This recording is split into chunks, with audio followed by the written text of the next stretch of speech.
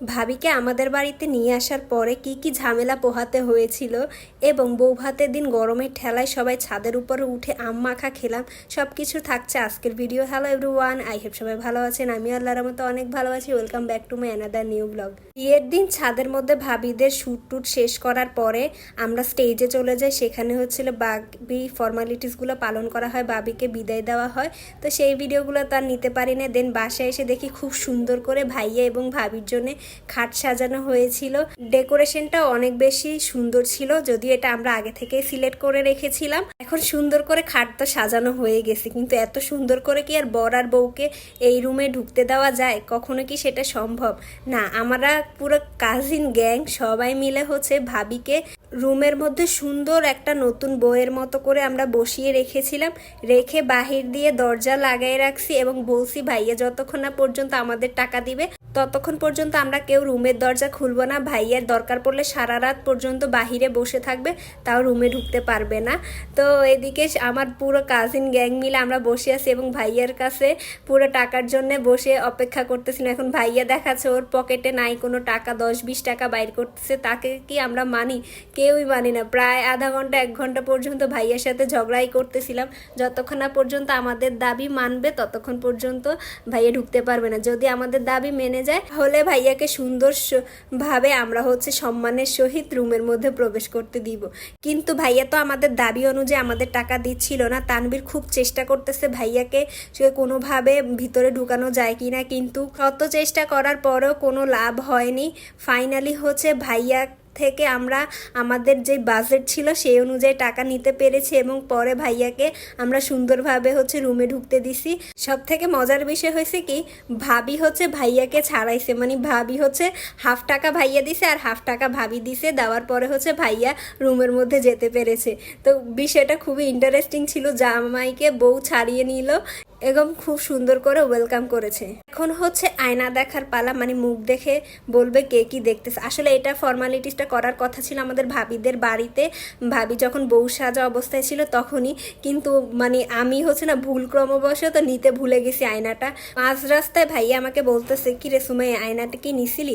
তখন আমি বললাম ভাইয়া সরি, তাড়াহুড়ার ঠেলায় না ভুলে গেছি আর আয়না নিতে পারি নাই। তারপর বলতে থাক সমস্যা নাই, আমরা হচ্ছে আমাদের বাড়িতে গিয়ে তখন হচ্ছে আমরা ফর্মালিটিসগুলো মেনটেন করবো। তো ভাবিকে জিজ্ঞেস করতেছিলাম ভাবি আয়নার মধ্যে কি দেখতেছে।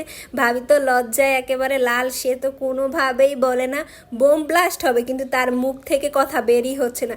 পরে আমরা অনেক রিকোয়েস্ট করলাম যে আপনি কি দেখেন বলেন, আমরা শিখেও দিতেছিলাম যে বলেন এইটা দেখতেছি ওইটা দেখতেছি। ফাইনালি সে বলছে সে কি দেখছে এবং ভাইয়াও বলতেছিল। আয়না দেখার ফর্মালিটি শেষ করার পরে আমরা নিকানামা নিয়ে আসি। সেখানে ভাইয়া এবং ভাবি দুজনেই সাইন করে এবং এটা হচ্ছে ফটোশ্যুট করা হয়। অনেকক্ষণ পর্যন্ত ওরা হচ্ছে এই ফটোশ্যুটগুলো করেছিল। তো সেই দিন রাতে সব দুষ্টামি করা শেষ হয়ে গেল। তো এটা হচ্ছে বৌভাতের দিন। সকালবেলা ঘুম থেকে উঠেই দেখি প্রিপারেশন চলতেছে রান্নাবান্নার। অলরেডি রাত থেকে সব শুরু হয়ে গেছিলো, গরু জবাই দেওয়া, খাসি জবাই দেওয়া, মুরগি টুরগি মাছ টাছ কাটা, আর সকাল থেকে শুরু হয়ে যায় রান্নাবান্না করা। তো এদিকে এসে দেখি অলমোস্ট ওদের রান্না প্রায় কমপ্লিট হয়ে গেছিল। একটা মজার বিষয় হয়েছে কি, যখন আমি মানে পুকুরে আসি তখন দেখি কি খুব সুন্দর রংধনু উঠছে। রিয়েল লাইফে পানির সাথে এটা দেখতে যে কি ভালো লাগতেছিল, আর অনেকদিন পরে রামধনু দেখে অনেক ভালো লাগছে। দেন দুপুরবেলা হচ্ছে এখন খাওয়া দাওয়ার পালা। সেদিন এত পরিমাণের গরম পড়ছিল, প্রায় 40 ডিগ্রির মতো তাপমাত্রা ছিল। এই গরমে ছাদের উপরে আবার খাওয়া দাওয়ার ব্যবস্থা করা হয়েছে, মানে সব কিছু মিলিয়ে একটা মানে যা তা অবস্থা হয়ে গেছিল। তার ফ্যানের ব্যবস্থা ছিল, কিন্তু এত মানুষ, ছাদের গরম, ফ্যান, কোনো কিছু দিয়ে লাভ হইতেছিল না, কোনো কিছুই কাভার দিতে পারতেছিল না। মনে হচ্ছিল একটা এসির ব্যবস্থা করতে পারলে হয়তো বা ভালো হতো, কিন্তু সেদিন যদি বৃষ্টি হতো তাইলে মনে হয় আরও ভালো হইতো। অনেক গরম পড়ছিল আর সবার মানে অনেক কষ্ট হয়েছিল। তারপরে হচ্ছে সবাই সুন্দরভাবে আমরা সব কিছু কমপ্লিট করতে পেরেছি, খুব ভালোই লেগেছিল। এই সাইডে হচ্ছে আপু ভাবি ওদের ফ্যামিলি বসছিল আর আমার জন্য জায়গা ছিল না, তাই আমি বসতে পারি নাই। আমি হচ্ছে অন্য টেবিলে আমার শ্বশুরবাড়ির লোকজনদেরকে নিয়ে বসছিলাম। তো সবাই মিলে একসাথে আমরা খেতে বসছি। লাস্ট ট্রিপ মেবি আমরা ছিলাম, এর আগে হচ্ছে সবাই খেয়ে ফেলছিল। তো এদিকে হচ্ছে ভাইয়ারা ওরা খাবারের ব্যবস্থা করতেছিল যে সব ঠিকঠাক হয় কি না। সবাই গরমে এত অতিষ্ঠ, সবাই খালি ঠান্ডা পানি খুঁজছিল আর যে যার মতো করে ঠান্ডা পানি কিনে খাচ্ছিল। তো আমরা সবাই খেতে বসে গেছি আর তুহিনকে বললাম আমাদের খাবার আনার ব্যবস্থা কর। আর এদিকে এসে সে তো পক টক মারা শুরু করে দিছিল, যত ধরনের পক মারা যায়। তো ফাইনালি হচ্ছে সবাই মিলে আমরা খেতে বসছি। বসছি, আর এই গরমে তো খাওয়া ওইভাবে যায় না। তারপরও সবাই মিলে একসাথে বসে অনেক এনজয় করে খেলাম। ফাইনালি হচ্ছে রুহু ঠান্ডা করার জন্যে দই নিয়ে আসছিল এবং দইটা খেয়ে মনটাকেও শান্তি করেছে এবং খুব ভালো লাগছিল শেষ পাতে এই দইটা পেয়ে। আর দইটা যদি একটু ঠান্ডা হতো তাইলে তো আর কোনো কথাই নাই। মানে ওই সময় এরকম হয়েছিল যে এত পরিমাণে গরম পড়তেছিল, তখন ইচ্ছা করতেছিল যে মানে ঠান্ডা জিনিসপত্র খাই। ভাবির বাড়ির সবাইকে বিদায় টিদায় দেওয়ার পরে আমরা সবাই মিলে চলে আসছি ছাদে আম খাওয়ার জন্য। এই বছর মাশাআল্লাহ আমাদের ছাদে অনেক পরিমাণে আম ধরছিল। অনেক বড় হয় নাই, মোটামুটি যেই সাইজের হয়েছিল সেই সাইজের খাওয়া যায়। আর গাছে আমের ভারে ডাল আমাদের ছাদের উপরে চলে আসার কারণে সহজে মানে আমগুলো পাড়া যেত। সবাই গরমের তাড়নায় বিকালবেলা ছাদে উঠে আম পেড়ে সবাই আম মাখা খাচ্ছিল। প্রায় একসাথে বসে সবাই মনে হয় 2-3 কেজির মতো আম খেয়ে ফেলছিল। আর সবাই মিলে বসে খেলে তো অনেক আম খাওয়া যায়। আর খুব সুন্দর সুন্দর দেখি গাছের মধ্যে ফুল ফুটতেছিল।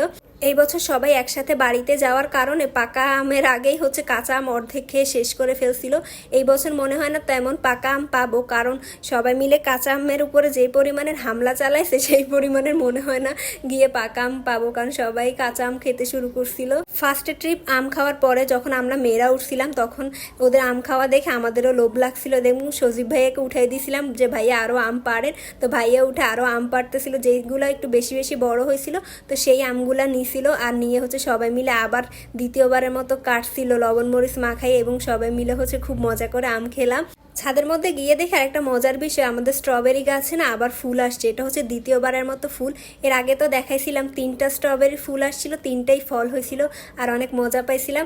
এবার হচ্ছে আবার দেখি 2টা নতুন করে ফুল হয়েছে এবং এই 2টা থেকেও মাশাআল্লাহ আল্লাহ যদি চাই হয়তো বা ফল আসবে। তো খুব ভালোই লাগে যখন নিজের গাছের কোনো কিছু দেখি। আর আন্টির গাছের দেখি কাঁচামরিচগুলো সব রোদে মানে পেকে গেছিলো, দেখতে খুব সুন্দর লাগতেছিল। তো এটাই ছিল আমার আজকের ভিডিও। আশা করছি ভিডিওটা আপনাদের সবার কাছে ভালো লেগেছে। সবাই ভালো থাকবেন, সুস্থ থাকবেন আর আমাদের জন্য দোয়া করবেন। আল্লাহ হাফেজ।